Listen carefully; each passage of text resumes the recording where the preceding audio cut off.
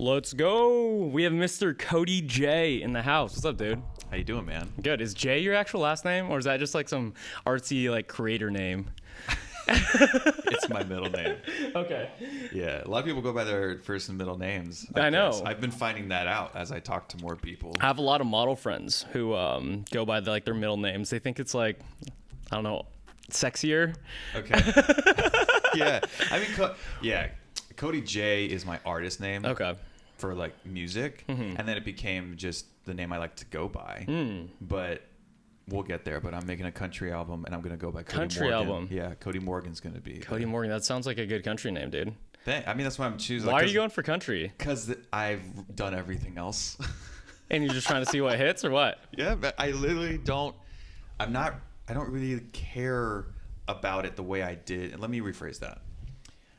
It's fun.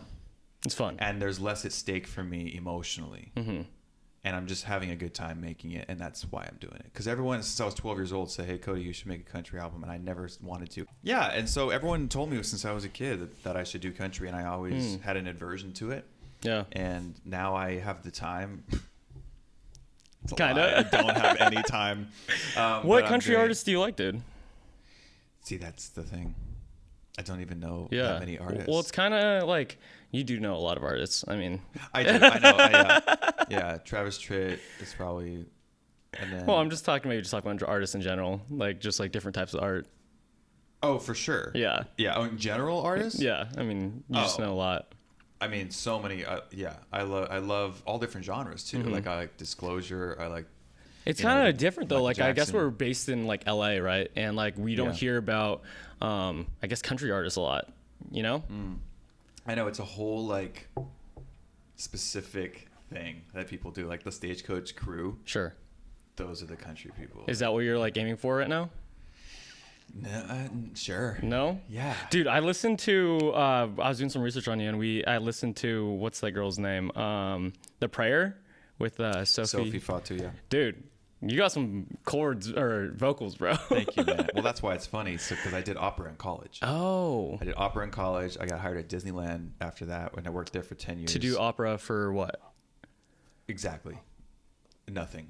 I did opera for 4 years to not use it at all. Really? Well, I used that knowledge to teach at the college. I was a music teacher at a college for a while. Oh, no way. Like what type of music? Everything? I taught semi-private voice with 4 people in a class, private voice, and their first semester of voice instruction was classical training. So I actually had to use that knowledge to teach them. Nice. And then they could do whatever genres of music they wanted. Do you still coach at all? I still teach out of my music studio privately, yeah. Do you enjoy it? I do. I didn't think I wanted to teach.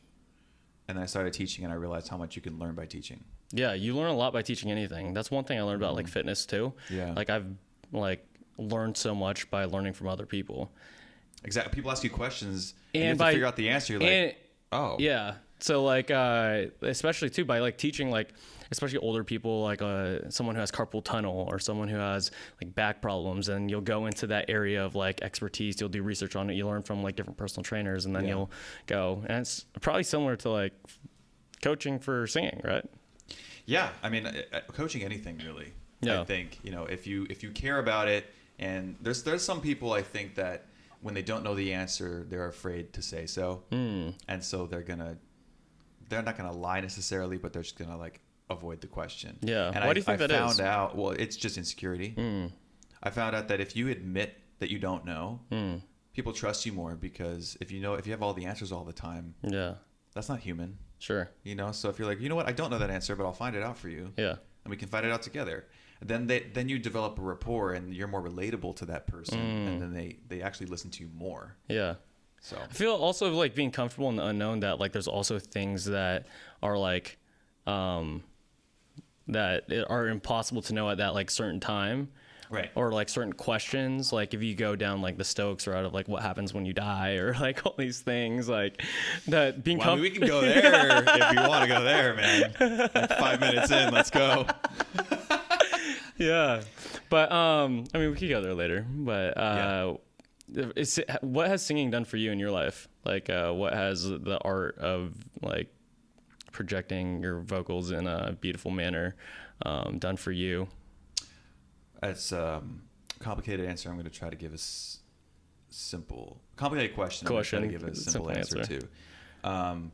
Growing up, I was sort of defined by my voice. What I did was who I was. I feel like that's how a lot of kids feel, though, don't you think? Yeah, well, because they grow, and people say that actually. Oh, you're going to be a singer, not you're going to sing. Sure. There's a big difference. Yeah. Between constantly enforcing this idea to people that they're going to be what they do. You're going to be an accountant. You're going to be a singer. You're going to be a trainer. Sure. That means, okay, I am this now, not I do this. Yeah. Or that's not who you are too. Because basically like they define themselves as the, I guess like you said, singer, lawyer, I guess when you're older, you're one craft. But like, I guess for me and you, we're a lot more than like one singular title. Absolutely. You know? So I want to start saying, and I have started saying, well, yeah, I sing and I do this and I do this. Yeah. Not I am a videographer. I am a singer. Sure. So back to your question though, I defined myself by that until I went through the ups and downs of success and then failure and then not achieving the goals I thought I wanted for myself. Yeah. And then realizing, okay, well maybe that's not all I'm supposed to do. And then I picked up my camera and I picked up all these other things that were hobbies and I kind of turned them into careers, and now singing is a hobby. Sure. Which is really cool. That's kind of ironic. Super ironic. But I'm happier than I've ever been. Is it a hobby though? Like I also feel like, well, shouts out that you're happier than you've ever been. That's a win. Yeah. It's a win. But you're still pursuing it. And I guess like, cause if you just said it's just a hobby, I feel like hobbies are like, for example, at one point in my life, I wanted to be a professional golfer, and every day I played golf. And like, I was at the golf course from 6 a.m. to 6 p.m. every single day. And now like golf's a hobby. Like I just play it once every like 3 months. Right. Did we talk about golf? No, we didn't. I golf too. Oh, there you go. We should golf. Yeah. Yeah. You know, and but I'm not actively like, I guess like posting a video about it or doing all these things. You're actively like creating and putting your art into the world for other people to hear. So like, would you just say that's a hobby? Like, cause to me, like objectively that's not. Right. It wasn't. Okay. It wasn't, but I'm not like, when I said I was making the country album, I mean, it is like, if there was a back burner to the back burner, that's where it's sitting right now. Yeah. How do you balance everything? Because there's that phrase that jack of all trades, master of none, right, type of deal. And I've been like dealing with that too, in the sense that like I like a lot of things. I like doing a lot of things. For me, it's like personal training, bartending, making bitters, and like learning that art craft and getting good at all of them.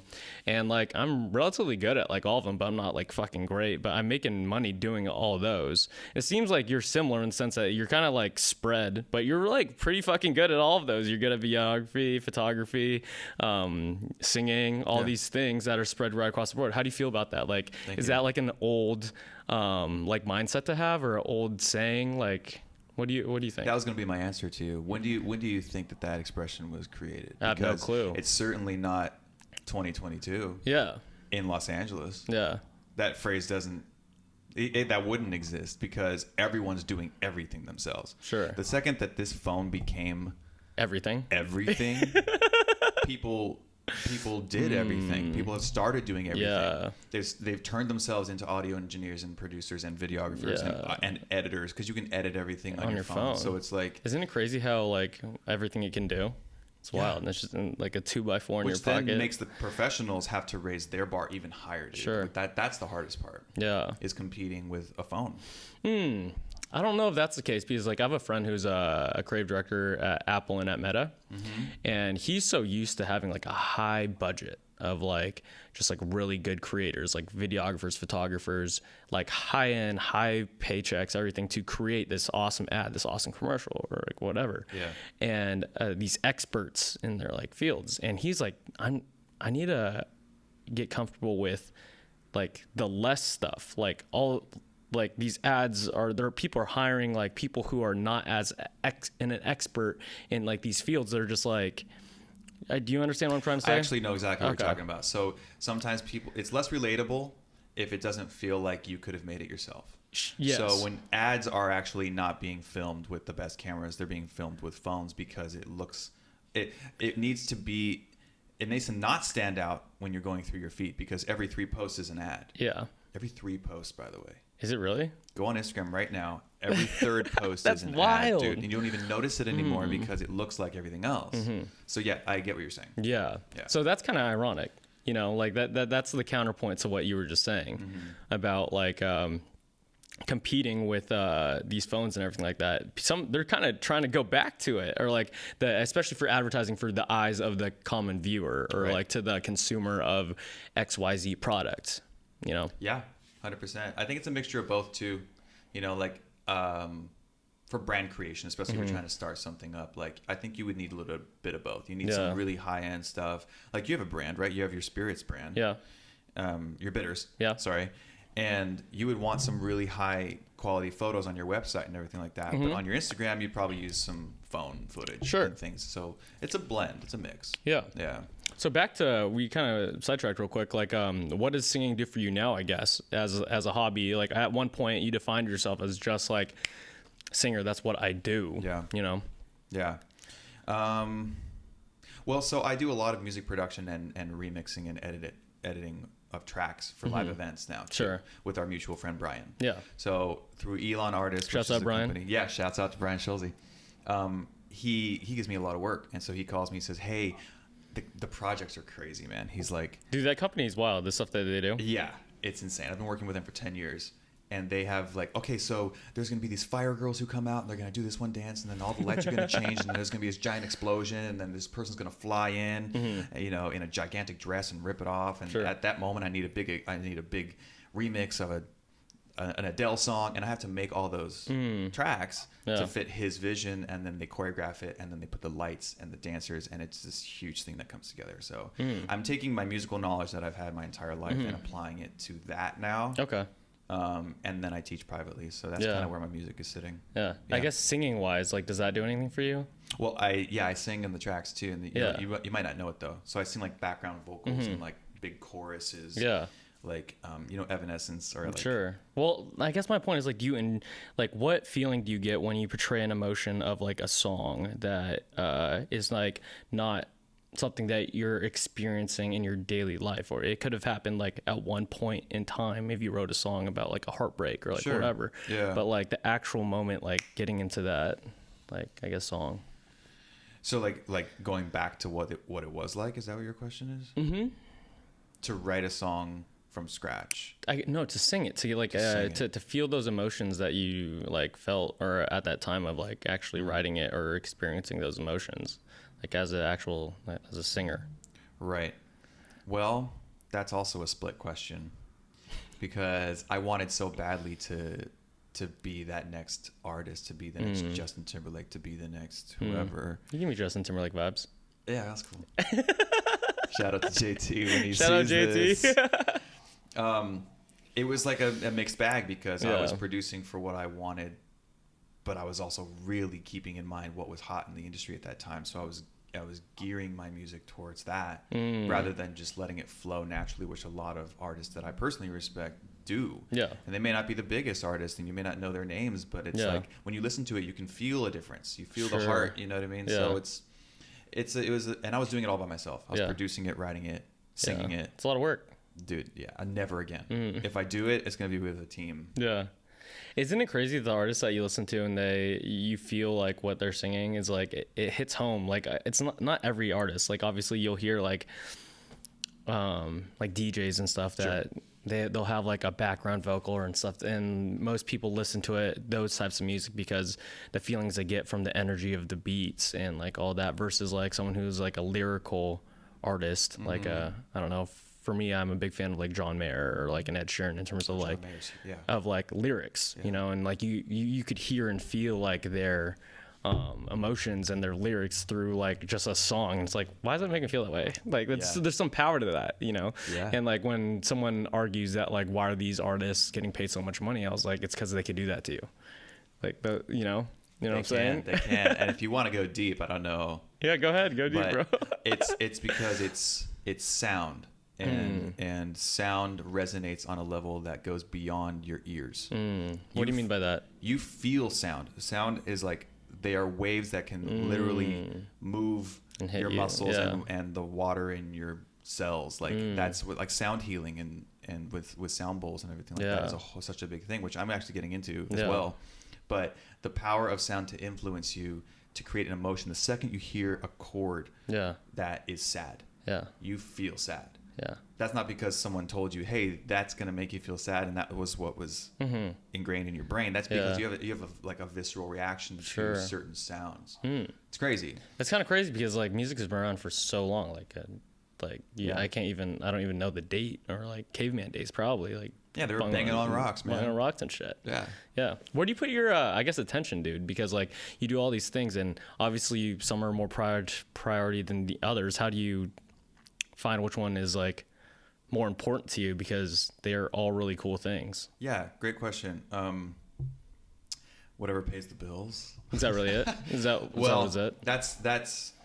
That's what I always gravitate towards first, because I need to provide for yourself myself and for the people I care about too.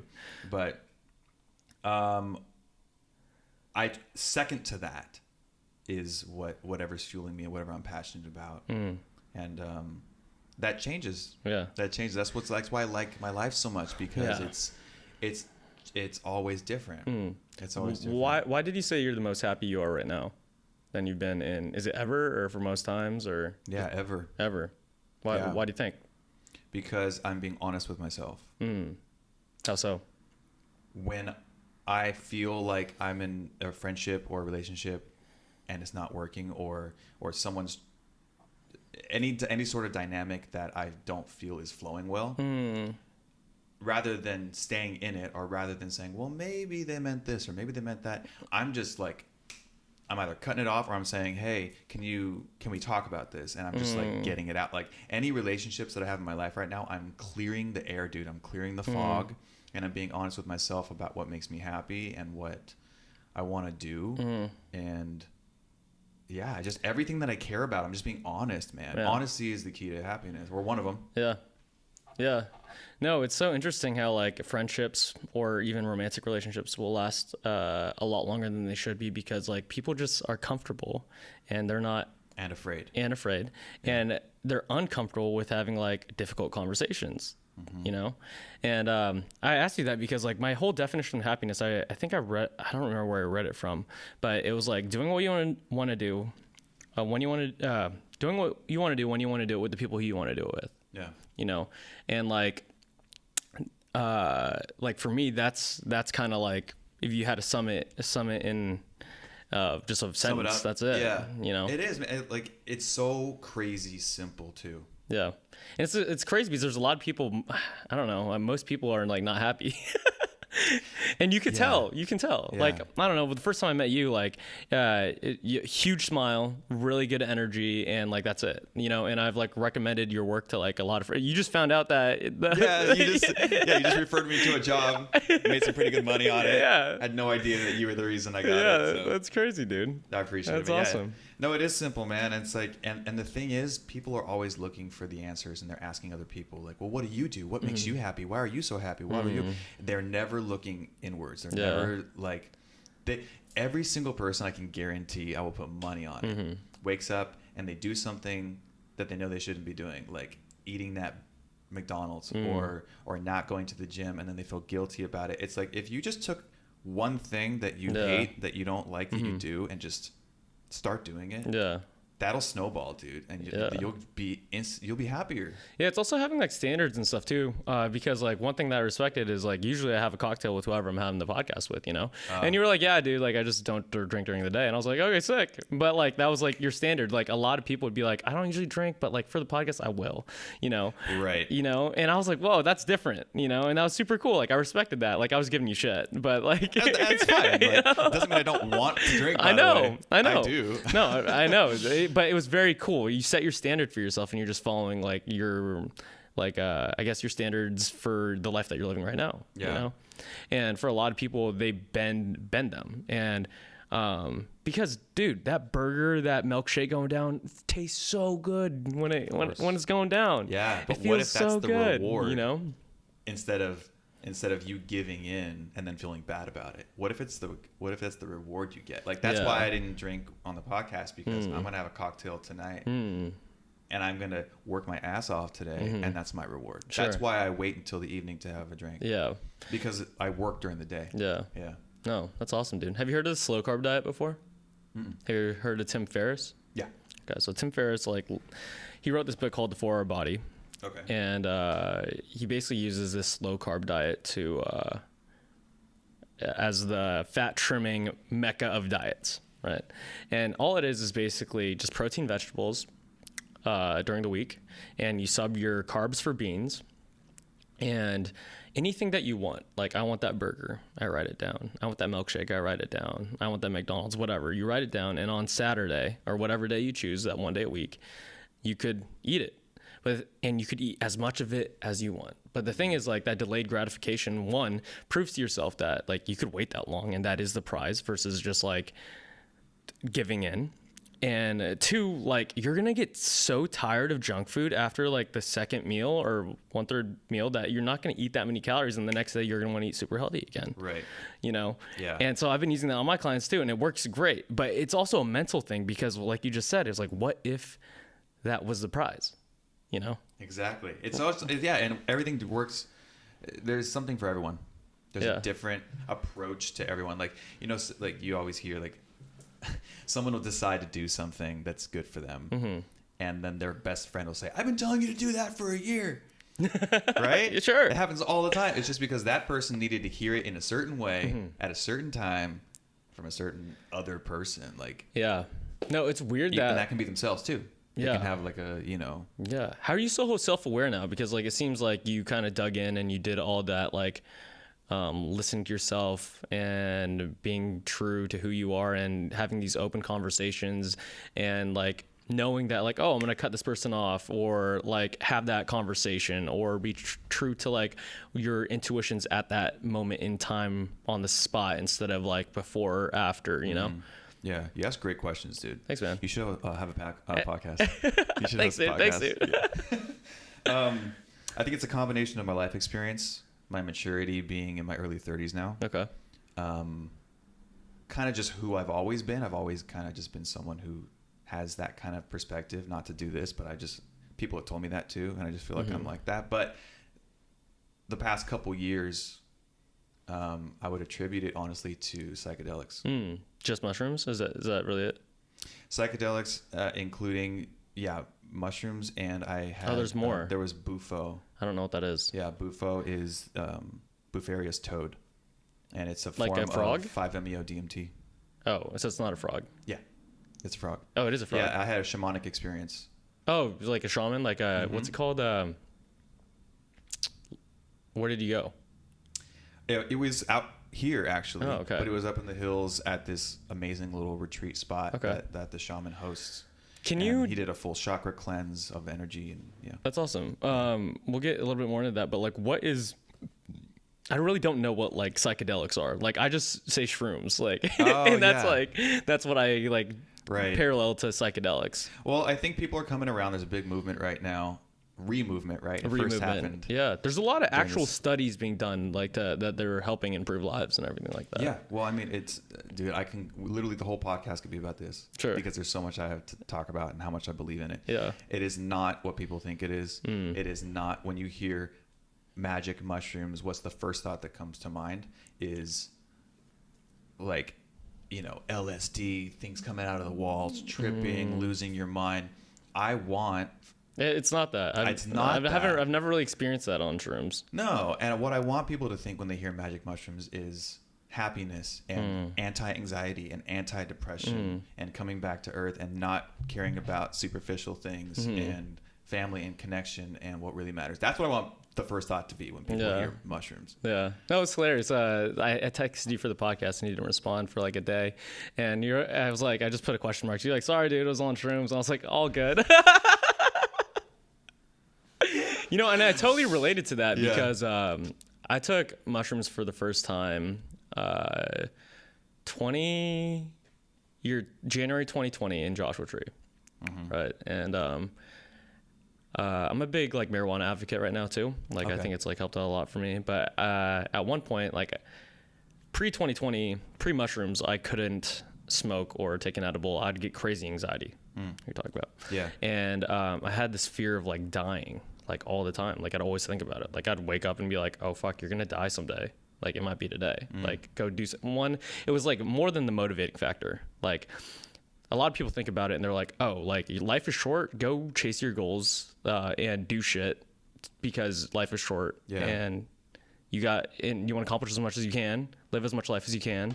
But it was more than that motivation factor. You know, it was kind of like a negative, like I was just in my head all the time. Right. Most people are. Yeah. Most people are. So, but the fear of dying, which you said we were going to talk about Oh, yeah. in the very beginning of this Sure. podcast, I've come around to wanting to think about it in a different way. It's your body dying. Sure. You're not. Maybe. Your soul not. Yeah. Right. That's how I feel. Yeah. After the experiences that I've had. That you've had through psychedelics. Yeah. And my spirituality right now is like, yeah, we're all afraid of dying, but who we are, our essence, our energy goes right back into the earth, and you know, we can be reincarnated or whatever. I don't know what's going to happen. None of us do. Yeah. But I think that's where the fear comes from. Sure. But it's okay because you're not going to be in pain. You're not going to be in this body. Yeah. Pain is literally just this body. Yeah. Right? Sure. Like emotional pain too, but yeah, I don't know, man. It's What was been that really experience crazy. like? Which one? The shaman one. It was. What was it called again? Sorry, something. Bufo. Bufo. Yeah. Okay. Bufarious toad, 5-MeO DMT, which is a different DMT than what people usually do, the regular DMT. Sure. What was that experience like? Different. Can you run me through it real quick? Yeah. Very quick. It's 20 minutes, and then it's done, and you can drive home. Sounds good. That's literally how Was fast it? it is. Yeah. Oh, shit. I'm serious. It's 20 minutes. No way. It is a rocket ship out of this planet to the cosmos, and then you're back. Yeah. Yeah. So it's like you kind of forget who you are. It's called an ego death. Okay. Right? And you can have that a lot of ways. You can have that on LSD. You can have that on mushrooms, and you can have that through Bufo. Okay. And when people say, I'm afraid of dying, or I feel like I'm going to die, when some people have a bad trip, Sure. most of the time they feel like they're gonna die. And not to scare people, but like gonna die is not gonna happen on mushrooms. You don't. There's like no. Well, some people feel that way on marijuana too. Yeah, they do. Yes. It's just anxiety. You take a high dose of edible. Right. But what it is, and I'm about to tell you where that comes from. Okay. Is your ego. Now, I'm not talking about the ego that is, I think I'm amazing. The ego definition is who you think you are. Who is Nate? Nate is this guy who has this podcast and he likes these things and he plays chess and he works out and he's a trainer. That is your identity of who you think you are. Sure. Right? What mushrooms and psychedelics do is they can have the potential to, on high macro doses, kill that identification and just let you be energy and just be everything that's different than what you have developed over your lifetime to think that you are. So that's a death of an ego, and that's what people are afraid of losing. What do you mean what you think you are? Because the thing is, objectively, other people, I guess, would think from your definition that I am a trainer. I am this person who has a podcast. Right. Like that's a fact. That is what it is. It's not what I think I am. Yeah, or you do training. And you have a podcast, right? Yeah. You're not a trainer. Sure. Yeah. So I think there's that fine line, like, again, that we were talking about earlier is like, you know, we only know what we've been told and what we can experience with the five senses we have. Sure. We can't see oxygen. We can't see gas in the air. There are so many elements to this planet that we're not even aware of in a day-to-day. Yeah. And so our understanding of ourselves and this planet and the universe is very limited. Yeah, very. Very limited. And so psychedelics actually mean the opening of your mind. Adelic is a Greek term that means like openness and awareness and expansion, right? Yeah. So you're expanding your conscious mind. You're not necessarily altering it. Yeah. Yeah. That's so was that experience of this ego death like an epiphany for you, a enlightenment for you? Like what did it do for you? It get perspective. Okay. I don't know what that is. This is a Unicode universal symbol of the word perspective. It looks fast forward and pause. Yeah, it does. It totally does. I don't want to offend you. No, that's also why I got it. That's also why I got it. It's actually supposed to be up and down, but when it's on the side, it looks like, and that's so double meaning for me, man, until I was in. Yeah, but it's my favorite word because I feel like if you put anything how do you say it? Unicode. So symbol. Cody has a tattoo on his forearm. It looks like a fast forward sign and a pause from the side. Upside down, it looks like a down arrow and an equal sign. And what does it mean? Perspective. Yeah, okay. there's a code, there's a symbol for every word. Okay. Mm-hmm. It's how computers talk to each other. Yeah. It was developed back. It's a nerdy Sure. thing. But anyway, yeah, so perspective is my favorite word. Okay. Because if you put things in perspective, then you can lose anxiety. You can drop all of your stress as long as you have perspective, right? Yeah. I'm super stressed about this one thing. Okay, but what about that? There's people hungry in Africa. There's people perspective, and then all of a sudden you have a different viewpoint. Yeah, exactly. I don't know if that's how. So basically, back to my story about when I did mushrooms for the first time. After I did them, I could smoke weed, and I wasn't afraid of dying.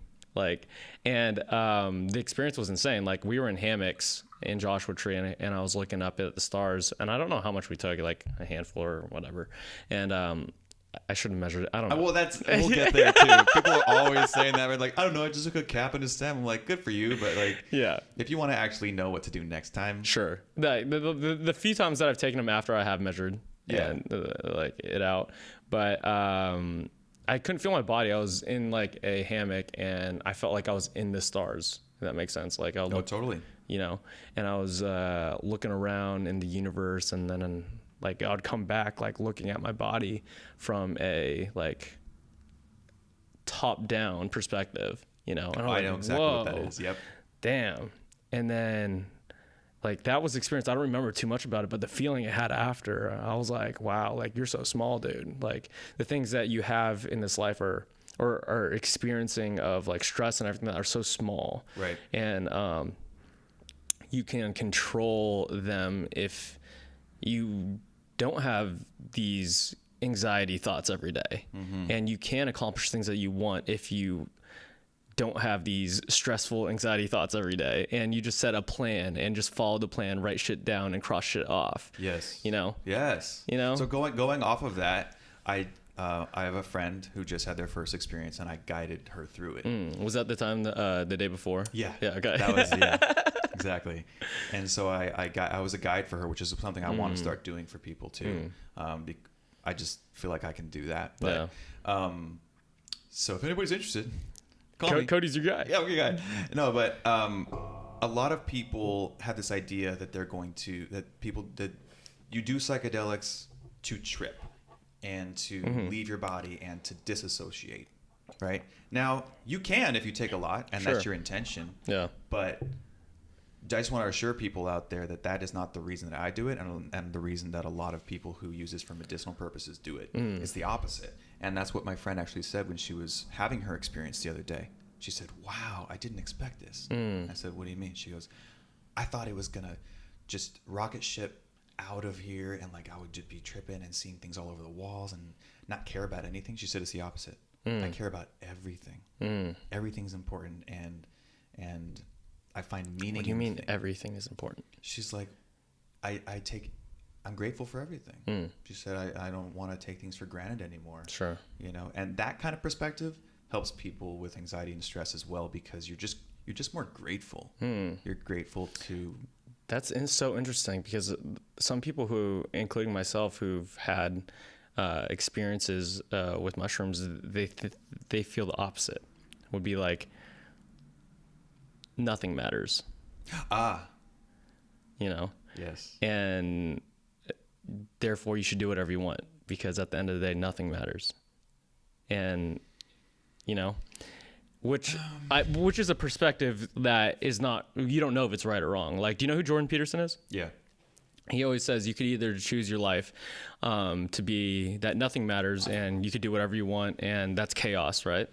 Or you could decide to live your life that everything matters. Like, for example, he gives with the podcast, right? In your lifetime, you're going to know like 1,000 people relatively, like by name. And me, I'm going to know 1,000 people by name. So between you and my network of those 1,000 people, we'll have within our lifetime 1,000 times 1,000, 1,000,000 people that we affect by this conversation we're having right now from this point on. And if you expand that network one further, 1,000 times 1,000 times that, it's 1 billion between two people, right? Yeah. So between my network and your network in a 2-person like web, we're going to affect 1 billion people in our lifetime. And if you keep going, it's not that close until 1 billion people. So everything that you're saying to me right now and everything I'm saying to you is way more important than you think. And therefore, everything matters. So you could choose to think that too. Absolutely. You know? But I see what people are saying when they say that nothing matters. I can see both sides. So I think I can make the argument that everything and nothing matters all at the same time. What do you think the argument is for the nothing matters? Again, perspective. Sure. Because I think what they're saying in very simple terms that could easily be misunderstood is that the things that you so choose to care about like so much don't really matter that much in the grand scheme of things. So you can let it go and you can not stress about it. Yeah. That's what they're trying to say. I think like, you know, you wake up in the morning, oh, I'm running late from my class. And you stress about it. Sure. It's like, well, none of it matters really because we're all going to die. So just get to class and who cares? Sure. That's where they're coming from. Yeah. But you still care. So I think it's just, again, perspective and kind of taking that extreme and taking the everything matters extreme and meeting somewhere in the middle. Yeah. You know? Mm-hmm. That's interesting because I feel like life makes or gives people things that make it important. Like if you... This is a crazy example. If you get in a car accident and like you break your leg, you're like, oh fuck, my leg's really important. Like I need to get to the hospital right now. Yeah, people will change their perspective real quick. When that happens, you know, it's like life will do that to you. You know, 100%. I don't know. What do you call it? So photography, bro. You haven't been doing it that long, right? It's only been I've been doing photography like 2 years. 2 years. Yeah. And what do you like about photography? Because I started taking some photo classes. I'm like a baby. I'm a baby's baby photographer. Like I know like aperture, shutter speed, and like aperture and shutter speed. Like, okay. a little bit about lighting, all these things. And I would take I took a couple classes, and one of my clients used to be an astrophotographer. He would take his huge 20-foot telescope out in the woods and like take pictures of like this. Oh, that's awesome. Like the stars and universes basically, and he would just go by himself, and he took me one time and it was amazing. I'll show you some photos that he took. Yeah, I love that stuff. And he's older. He's a physics professor at UCLA, and what he said, he likes photography because you're capturing a moment of time that will never happen again. You know, and that's his reasoning for photography, and that's why he enjoys it. Yeah. And I guess, why do you like photography, and why have you been so encapsulated in it? And like, it's hard to learn a craft like that. Like it's so, I hate feeling bad at things. And like right now, I feel like a lot of people do, you know, but you've got pretty good relatively quickly, and you've had your work posted on a lot of cool things. Thank you. You've been working with a lot of cool models and XYZ, dude. It's cool to see. I mean, it's on my shirt. Yeah. Anyone watching this is gonna say, when are they gonna get to that part? I know. Right. So I've done videography for like 18 years. Okay. As a hobby. Okay. And so transitioning to photography wasn't back to the hobby thing. Is it just because like you are just interested in you like videos or movies and stuff? Yeah, like when I was a kid, my dad had a video camera, and I picked it up and started shooting, you know, the bugs in the garden and stuff like that. And I just took an interest to it, and I was like, wait a second, I bet I could start like filming some fun videos of me. And so the first video I ever shot was with an old camcorder. I'm going to date myself. I don't even remember what it was called, but it was like tape, obviously, right? Like these big tapes, man. Yeah. And I shot a video by myself because I got locked out of the house with the camera. Wow. So I had to wait till my parents got back home. Did you record yourself while that whole experience? Well, no, so I didn't, it wasn't about that, but I just had the camera outside, and my parents were like, hey, we're going to go to Ralph's. I'm like, we'll be back. Okay. I was like, cool, no problem. And so I tried to get back in, and it was locked. They locked it by accident, right? Sure. So I was like, okay, well, I'm stuck outside. What am I going to do with my time? And I was like, I'm just going to make a film. So I made this film. I still have it. How old were you think? Like 13. Okay. Yeah, something like that. So I filmed this video of me chasing myself, like two people, but I was like two different characters. And so I had to set up the tripod in different areas, and then like I was jumping over the fence. You were locked outside, and you still had a tripod? Yeah, dude, I had everything out there. Yeah. Well, because I was out there shooting already. Okay. When my parents left. Oh, got so I had it. all my stuff. Yeah. I was wearing a hoodie, so then the one character had a hoodie, and the next guy just took the hoodie off. Oh, no way. So it was just a fun thing. And that was like, I showed my parents, and they were like, all right, you got to do something with this. But I was so heavily into music that I just kept it as a hobby and like filmed, fun little music videos for my friends and stuff growing up. Yeah. How is it looking back at like a video like that and seeing how far like your skills have developed? It's cool. It still feels like, it doesn't feel like that long ago, Yeah. And I know I still have so far to go. Like, yeah, you're saying I've had some success with photography. Like I had 2 magazine covers for Hustler and some other cool credits that I've got, but I still feel like I have so far to go because I look on social media and at photographers that I admire and I'm like, wow, like how do they do that? You know what I mean? Well, people are saying that about me. Yeah. It's all relative. Sure. So, but yeah, what I like about photography is the opportunity to bring your own creative interpretation to that moment in time. So yes, I'm taking like that a step further because when I studied opera in college, the reason I didn't like it was because there were so many rules. I had to sing something a certain way. I tried to sing it my way, and they said, no, you can't do that. You have to do it with this shape. Yeah. And that was good discipline, but once I got out of there, I almost wanted to do everything opposite. I was like, give me every art thing that I can grab that I can make my own. That's why I stopped playing piano, because like the piano teacher was like, you have to do it this way. And I was like, why? She was like, because that's how you're supposed to do it. I'm like, that's a shitty answer. 100%. 100%. There's amazing. I think there's a couple amazing pianists out there, like virtuosic pianists that are unconventional. Yeah. So well, it's kind of cool. Like some musicians that actually like members of F45 and stuff. Like a lot of them like aren't like classically trained and stuff, but they just know how to play shit. Right. I'm just like, whoa, that's cool. Yeah. 100%. Like it's such a talent, like in that way, or a gift, I guess. Like because I don't know if you learned that. I feel like. I mean, yeah, I have an ear, so I can play piano. I'm not amazing, but I can play piano because I go by my ear, so by what I hear. Yeah. Versus what a lot of people do. Is just what did you just say about the interpretation of time for photography? You're interpreting. No, you're able to. Did I say interpreting?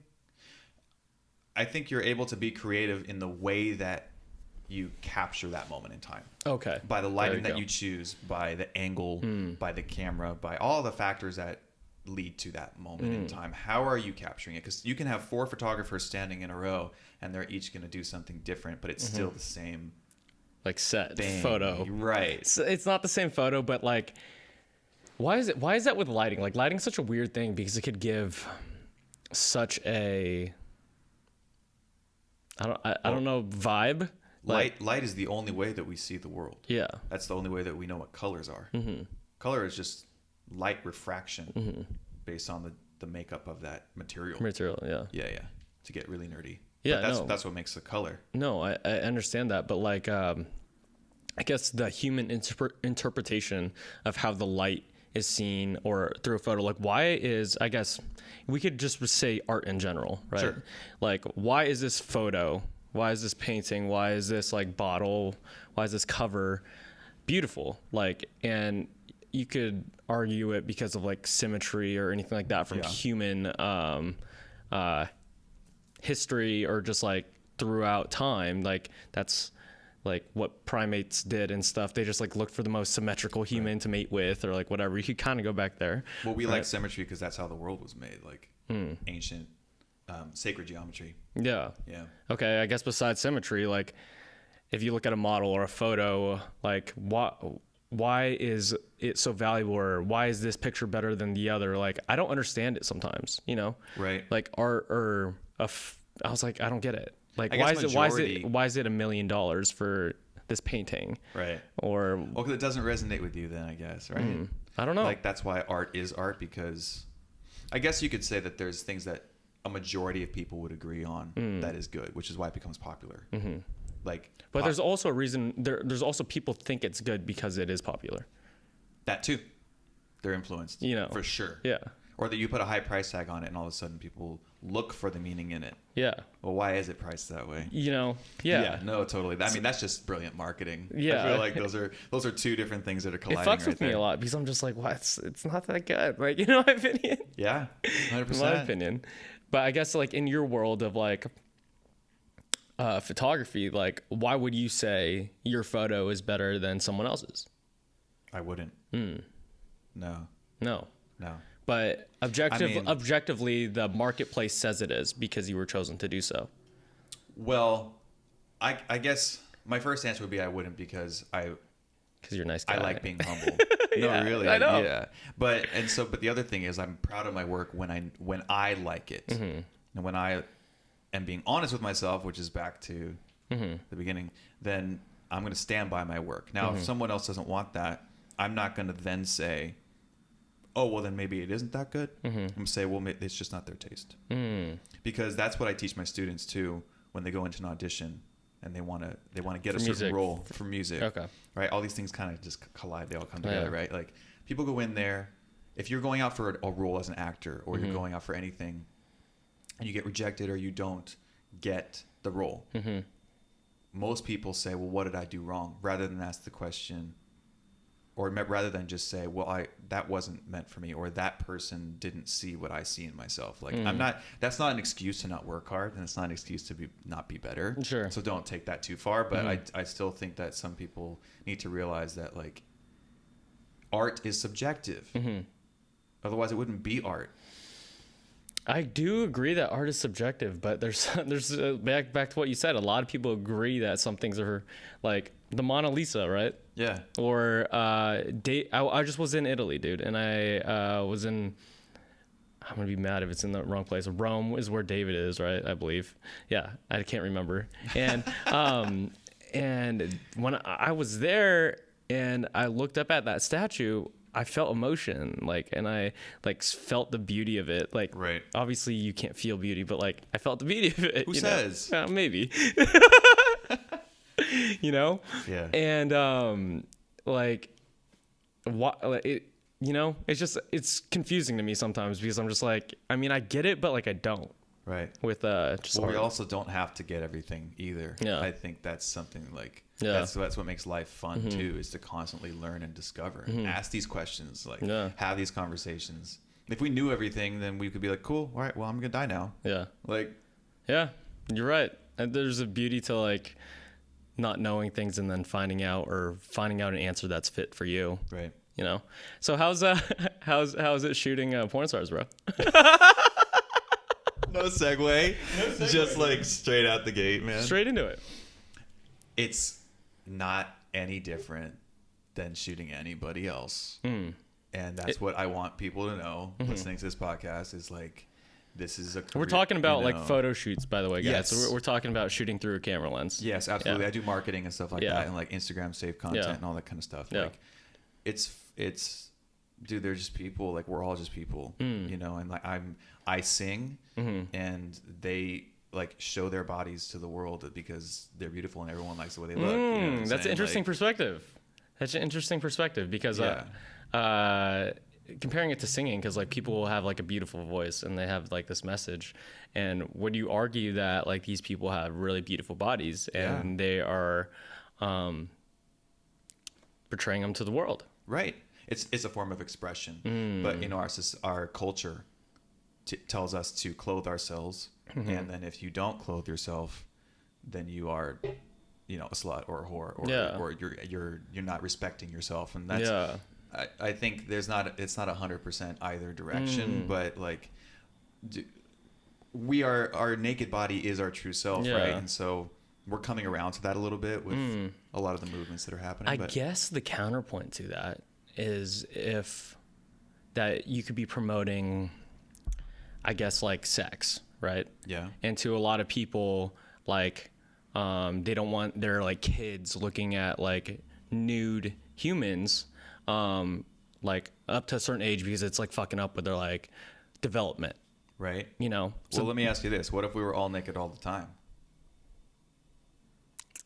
I don't know. So like obviously that's what I mean by that is the kid looking at a naked body isn't gonna suddenly then want to be more sexual, like if that's a normal thing. Sure. Because that is normal, like it's normal. Do you think it's more sexualized because it's like hidden? It's like yes, 100. Thank you for saying what I was trying to say. Okay, that's exactly what I'm saying. When you hide something, then it becomes more desirable.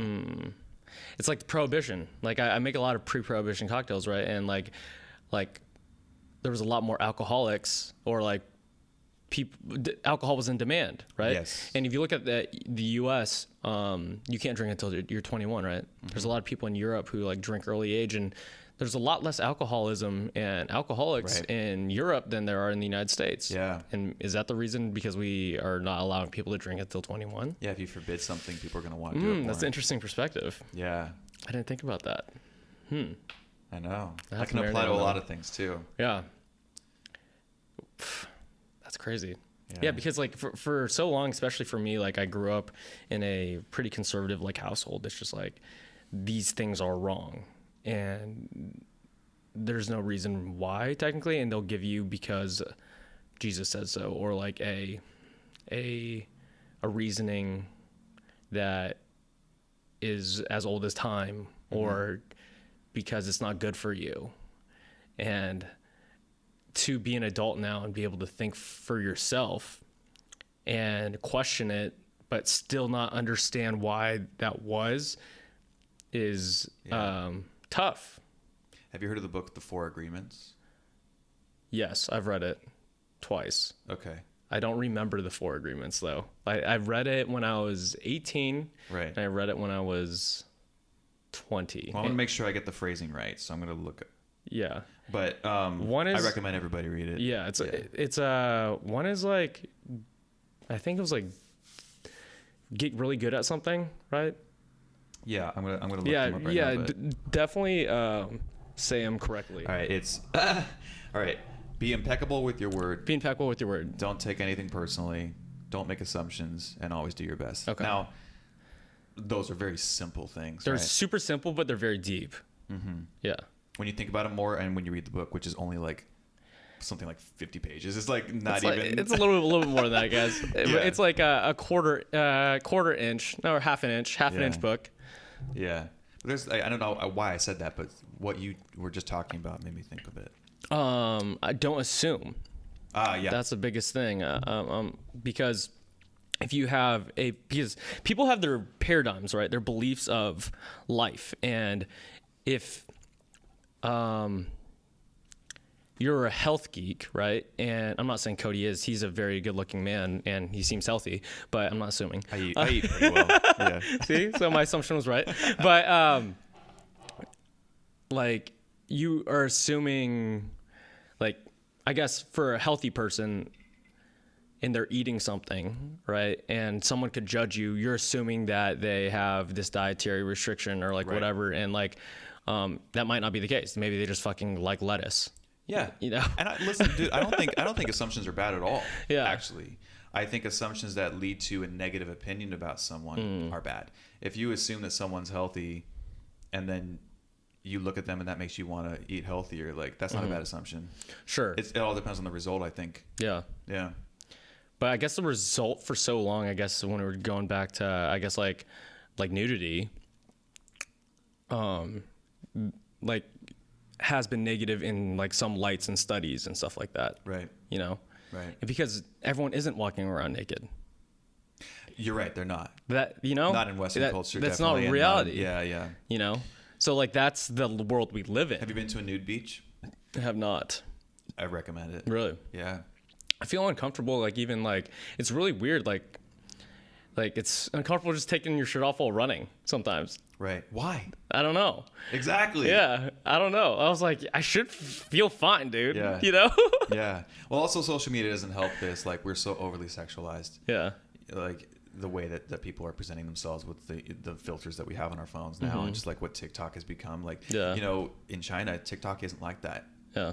It can't be. The regulations, you can't have all that sexual stuff on there. It's like informative. Yeah. All their content is like completely different than here. Yeah, I follow like a link page to the Instagram, and it's like people putting in hardwood floor, people like and it's very satisfying because when you see like a screwdriver just like making these perfect pieces of wood fit together, there's some satisfaction that I get. I was like, why am I watching this? And like the satisfaction plus the tool that you're learning for someone in China, like that is a win for society. Versus like I'm seeing someone's ass shake in a TikTok dance. Right. What is that doing for me? I mean, you like it. I like it too. No, it's a different type of satisfaction though. Like the thing is, what skill are you gaining from that?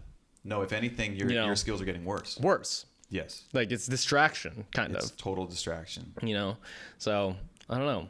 What do you feel about, actually, let's talk about this real quick. Like, how is it working with these people who have like a high social status in terms of like they are well known in the world? Yeah. You know, and you just said they're human. Humans are human, right? And you should be treated like human, especially in the work space that you're in. Like, if you're fangirling all over these people, they probably don't want to work with you.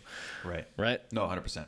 Yeah. And so, but I've been a performer, and I did a lot of musical theater growing up, and I've always just I've been around beautiful people my entire, that's just kind of what happened. I was born in Los Angeles, dude. Like, oh, you were born here? Yeah, I was born up the street. Oh, really? Yeah. Heck yeah. So I I've didn't know been that. here, and this is not new for me to be around attractive people. Yeah. So it's not that part's not weird, but like, you know, I think you can show up and you can tell sometimes when something's like fame or whatever has gone to their head, or you can, you know, and also with my experiences that we just talked about, I feel like I'm able to feel people more rather than just like listening to what they say. I can read their body language. I can see, are they actually comfortable here, or like, are they putting on a front? You know? That's interesting because I feel that way too, in the sense that like you could tell people are stiff and like they feel uncomfortable in this situation, in this bar or with these group of people, Right? You know. And so I guess is that skill that I guess you have or have been working at. I don't know if you've been actively working at that. Like, it's definitely helped you in like your work with a model, right? It's hard. Like, I feel like a lot of photographers could take a good photo, but a lot of photographers can't get the person to, yes, like you can have all the best lighting in the world, the best gear. What's the word for it? Like flowy, expertise. Like, what do you mean? Like with the model, to get the model like comfortable, like in their own skin, you know. I don't know the term for it, like. Yeah, I would just, like, it's just because sometimes the shoot is just as important to have a good communicative photographer than it is to have a model. I would say more so. Yeah, because there's a lot of post editing that you can fix some stuff that maybe the photographer didn't have like the highest flash power on when he should have. Like, you know, the sensors are capturing such high megapixels at this point. Like, you can fix that stuff, but like, you're right, the pose matters, like the energy that you're getting from the girl. I think back to the David statue and back to everything that we were talking about. Yeah. You can sense when that moment was captured, what that person's energy was. Yeah. I think. Sure. Based on their facial expression, based on their body movement, where they stopped, right? Yeah. So if it's overly posed, you can tell. Yeah. If it's, I don't remember what quote it was, but basically, it's basically no one will remember anything that you do, but they'll remember how you made them feel. You know, and that feeling is like what you will remember. They might not even remember your name, but like, hey, that guy who shot me at this location was a really good guy, and we had really good photos out of it. Yeah, you know, I completely agree. You know, so completely agree. What's your perspective on like getting better at things? Because like I feel like consistently trying to get better at the skills that you are currently doing. Well, I'll answer that by what I would tell other people. Okay. Which would be, there's no reason why you can't be better at something. There's no reason other than your own self-doubt. When I sign up to do something, I'm going to do the best job I can possibly do at it. Otherwise, I'm not going to do it at all. Why? It's a waste of time. If we only have this one lifetime, why would I waste my time half-assing something? Yeah, but you said the first thing that you do for like work is going to be to pay the bills. So like a lot of people will do like work because regardless of like how good it is, because it pays the bills. Right. Well, let me revisit that a little bit. I'm lucky enough that most of what I do, if not all of it, are things that I enjoy. There's a scale there. Sure. Sometimes I don't want to take this one job that's going to be 14 hours of shooting and then, you know, 30 hours of editing. Yeah. But I still love shooting and editing. Yeah. It's just, you know what I mean? Sometimes I have to take the jobs that pay more if it's not as creative. It's more of like, just show up and this is the director and you have to do what they say. Yeah. Type of thing. You know? But in terms of your question of like, what was it about being... Like, what's the drive to get better at things? Because like just like talking to you like right now and the good things that I've heard from our mutual friends is just like you're on top of it, dude, and you want to be like the best you can at the things you're trying to do. Right. And for some people it's just like there's a cap. They're like, oh, I'm a really good photographer, I'm a really good actor, I'm a really good XYZ guitarist, you name it. It's good enough. Like, it pays the bills, like, I'm having a happy life, like, cool. But like, some people, including myself, like, but I want to get better at it. Right. You know? Have you heard of human design? I don't think so. It's this chart that you can take. There's so many tests out there, dude. Like, but anyway, this is one of them, which kind of like takes your zodiacs and all this stuff, and combines it into giving you a definition of the type of personality that you are. Oh, is it the ones that give you like a EIJ? That's the Myers-Briggs test, which is a different one. Okay. Yeah. Right. I'm an ENFP. Okay. So I'm fueled by emotion. ENFJ. Oh, okay. I don't know what J stands for though. I don't either, actually. No, that's wrong. I think I'm INFJ. Are you an INFJ? Yeah, okay. INFJ. So you're ruled by the intuition. Like, when it comes down to making a choice, you're going to go by what your logic says versus how you feel about it. Yeah. Usually. Yeah. But I'm not here to tell you what you are. Thanks, man. You know. Appreciate it. Yeah. Talk more. Well, yeah. Anyway, so the human design thing tells me that I'm a manifesting generator, which means I generate things and I manifest that in other people too. Okay.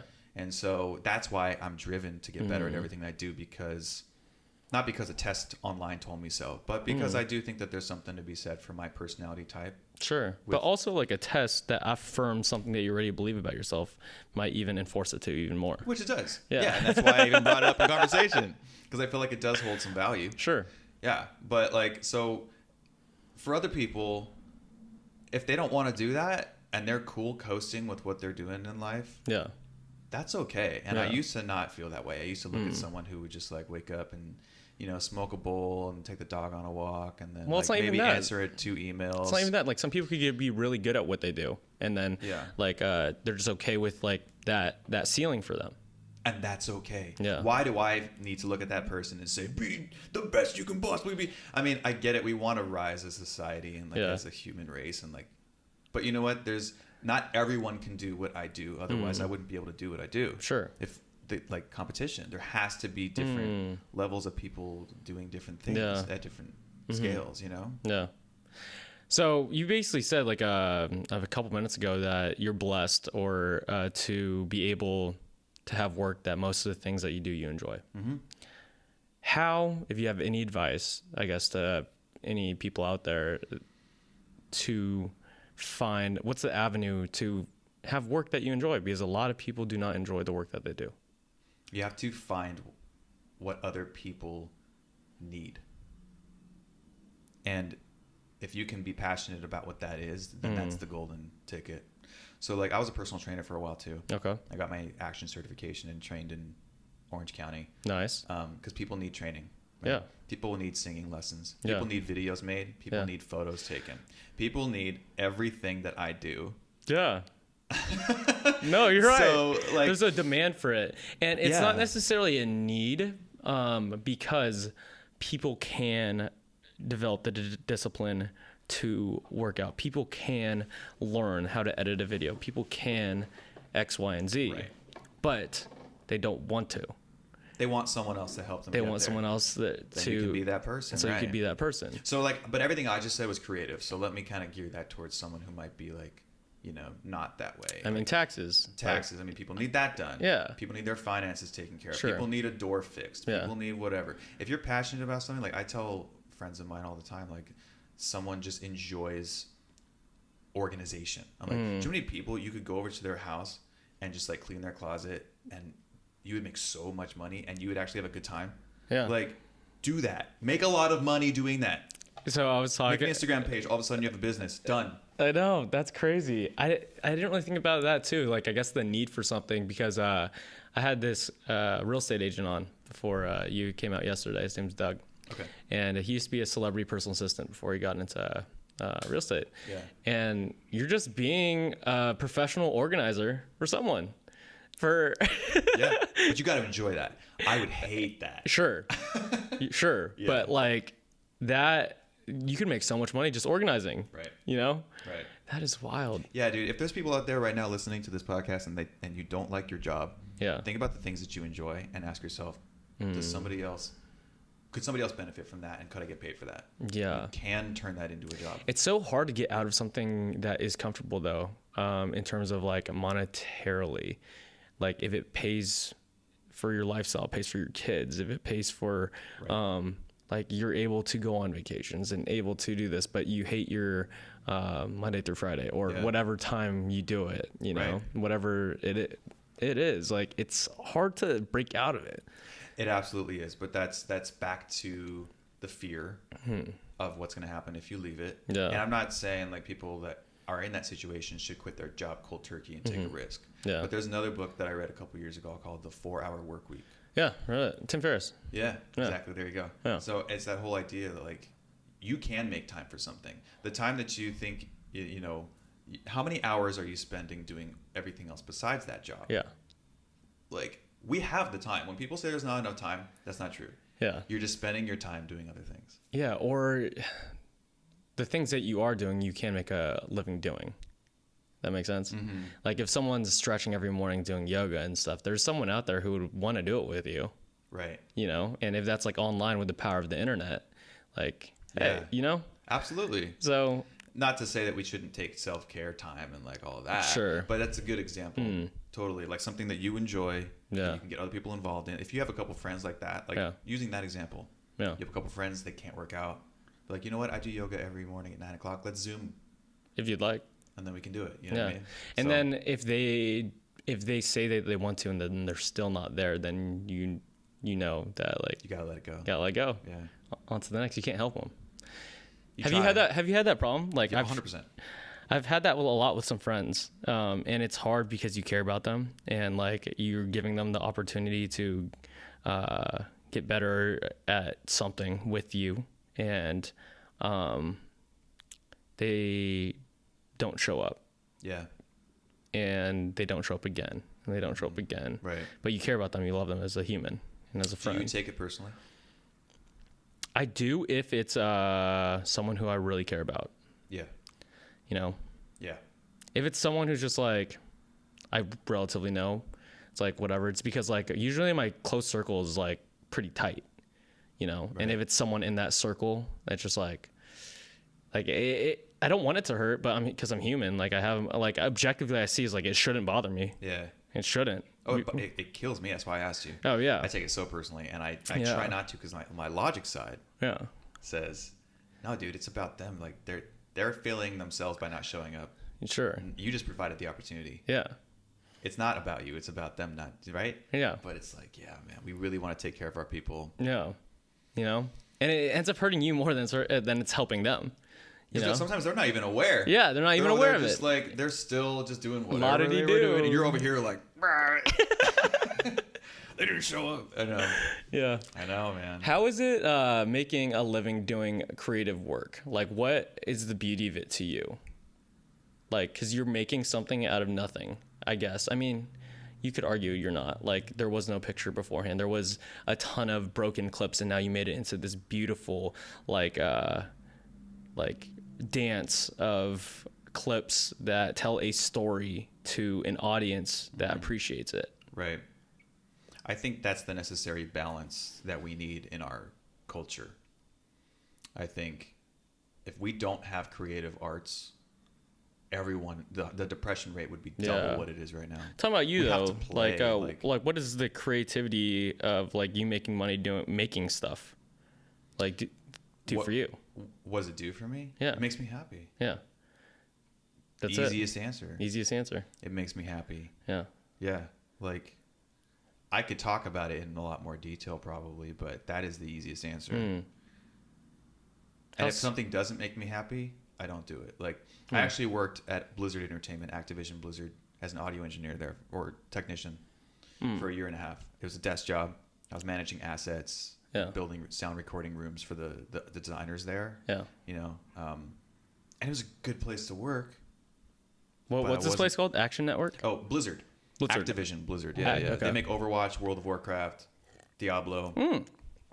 Heck yeah. Yeah, they have Call of Duty too. Okay. So I worked there for a year and a half, and it was a great place to work. They have all the amenities. They got a gym. They got a chiropractor there. Oh, they heck yeah. Like acupuncturist. Like, you know, it's like a Google workplace, right? Sure. They take care of their people. But for me personally, working at a desk every day, regimented schedule, It's not for it. me. Not for you. I was making good money, Yeah. but I had to leave because I wasn't happy. That's interesting because the happiness part of it, I guess for working out, right? Let me give you an example of working out. I don't like working out. Neither. I like the feeling after I work out. 100%. Right? But you just said you don't do things you don't that don't make you happy. Like you're doing it for That's that a blanket feeling. statement. I'd Sure. say 80%. 80%. Then there's that fact of like, okay, I do things because I know I have to. Yeah. No, and actually, no. I'm gonna say it's 100% because I may not like it in the moment. But I like it after. Okay. I like the way I feel after, which then makes me happy. Sure. So sometimes you have to put work in to get the result at the end. You can't just do everything that always makes you happy. Yeah. No, dude, there's got to be work. Yeah. I work my ass off. Sure. Yeah, because like there's times that it's just like shit sucks. Like Yeah. I made like a goal to like put out a podcast episode every Friday and maybe or once a week, and then like a couple like Instagram reels about like drinks and like that homework for myself every week. Like I'm just like fuck, I don't want to do it this week. Nope. You know. But it's for you, for something that you enjoy. Yeah. And when it's done and you post it, you're gonna be super happy you did Yeah. it. But Yeah. it's also because it's like we're doing a lot of other things too, right? So if that was all you were doing, Yeah. wouldn't be a problem. Yeah. Do you think all the things that you're doing right now are cross training for like some bigger step? They have to be, yeah.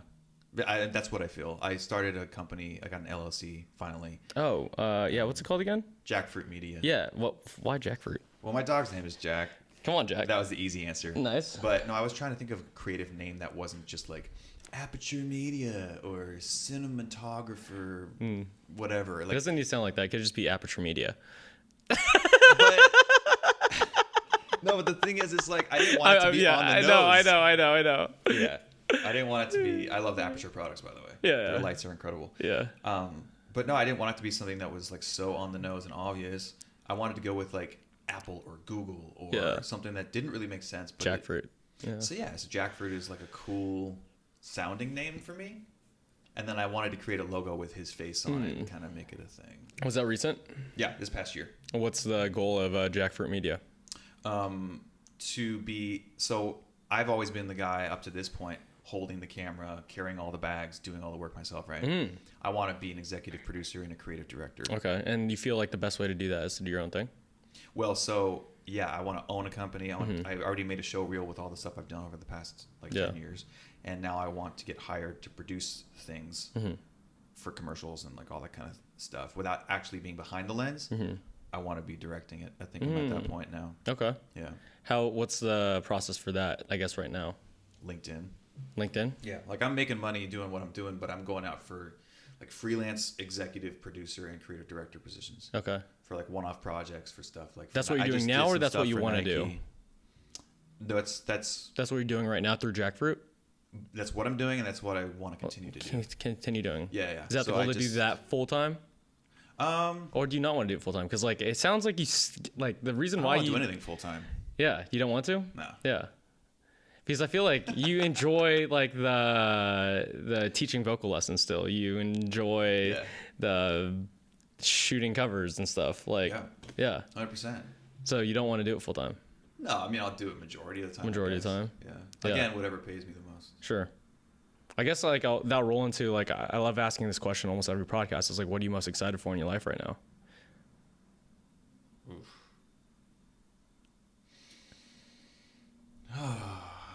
I've answered everything so fast up until that question. You have. I'm impressed. The hard questions that you stop real quick. I'm like, wow. He already thought about this in a prior like thought process in a different conversation with a different human probably. Yeah, myself. Yeah, or yourself. Yeah. What am I most excited for in my life right now? Yeah. Ooh, man, I don't know. Because it's like that. So many people are not living for the now. So many people are living for the future. And sure. And I'm working on not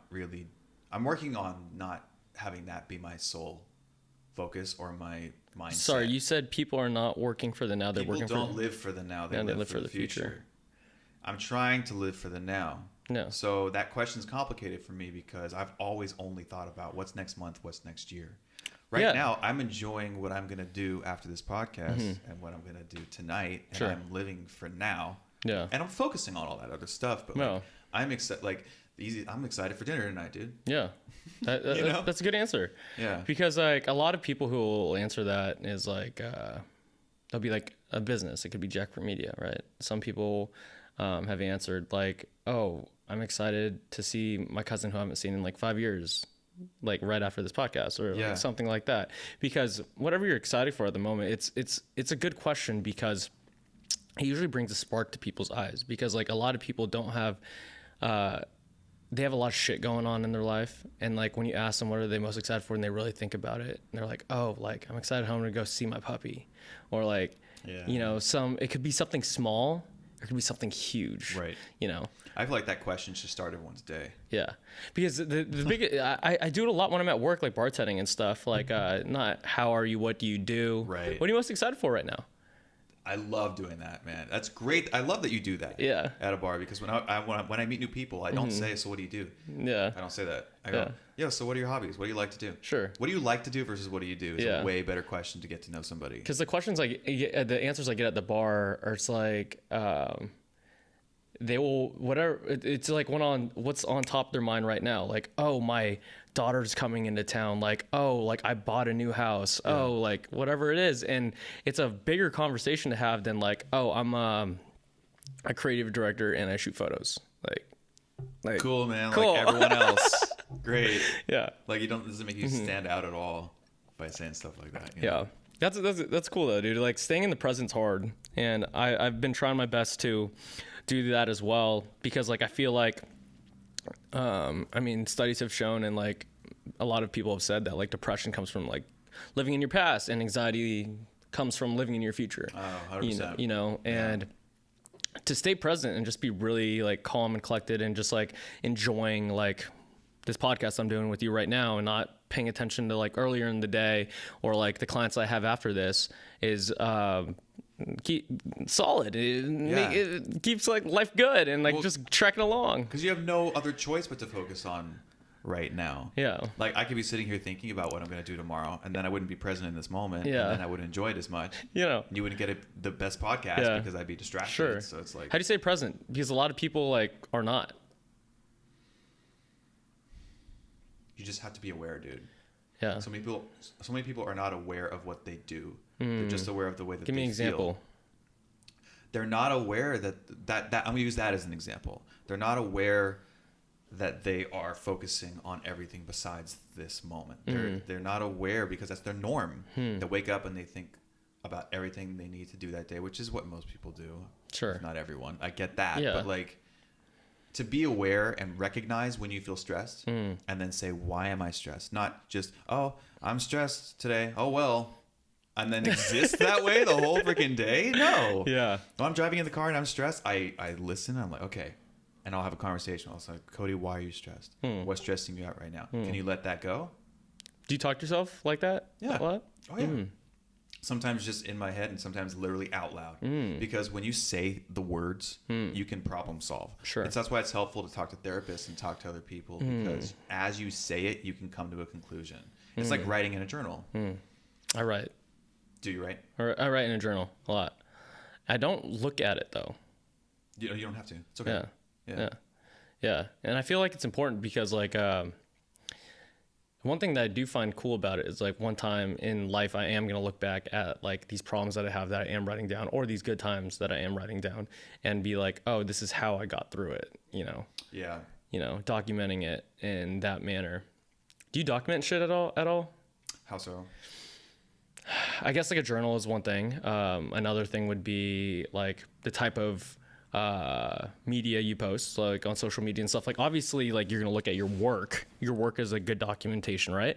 But like, do you do that documentation for yourself? Like obviously there's Instagram, it shows like your page, or like do you have like files that you document for you? Yeah, hyper organized. Yeah. Sound like hyper organized guy. Yeah. everything's labeled, everything's in a folder. Yeah. I got RAID backups on hard drives, like backups of backups. Oh, really? Yeah, because I've been screwed when I first started. I lost tapes. for clients when I was doing shoots on like shows and like, or the tape would just like malfunction, or I was an idiot and recorded over something. Yeah. My God, dude, there's one time I had. This one time I recorded a wedding. Oh no. And the ceremony, my audio was off. Oh fuck. Yeah. Yeah. I fixed it. I called the pastor. I said, "Hey, can I have you come into my studio and record what you said that day? Do you still have it?" He was like, "Yeah." So he did that. I like fully sounded the entire thing. That's impressive. I made him sound like he was way in the far back in the back. I thought you were gonna give me an exciting story about how you fucked up, bro. They didn't say they were about. I know. Well, I did. Dude, the stress I went through. Oh my gosh. So from that point on, I was like, I am gonna dot my I's and cross your T's for everything I do. Wow. I have a checklist before I head out to go to shoots, and I just click the checks. Make sure I have. That's interesting, dude. So like a lot of creative people I know are like not organized, and Facts. They're very messy people. Facts. And they're like an artist. Yeah. You shouldn't see my studio right now then. But it's super clean. No. Oh. No, this is a freaking nightmare. Oh, okay. I got gear everywhere. But no, so there's a messy part of me for sure. Sure. Yeah, I lose stuff all the time. Like I was in middle school. Yeah. No, elementary school, and there was a corner of the room. They called it Cody's corner. Oh, okay. It was just a stack of all the stuff I would leave behind. Oh shit. At school, yeah. So there's like it's different sides. Like they're organizing the things that are important to you, or I guess that are the most valuable. Yeah, and I'm also organized when other people are on the line.